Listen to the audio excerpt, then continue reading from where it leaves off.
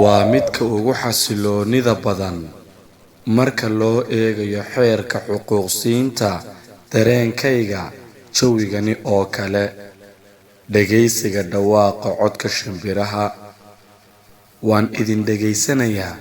weliba si dhegraaricin badan ma garanayo sababta aan codkiina u jeclaysanayo balse waxaan hubaa inaan ku raaxaysanayo dhawaaqa codkiina misana aan xasilooni dheeraad ah ku dareemayo waan ogahay ma fahmayo hal eray oo ka mid ah dhawaaqiina balse keliya waxaan u turjuntaa jacayl iyo wanaag sabab kale maaha waan ogahay waxa aad leedihiin wadna wadaag mooyee wax kale aanay ku kaydsanayn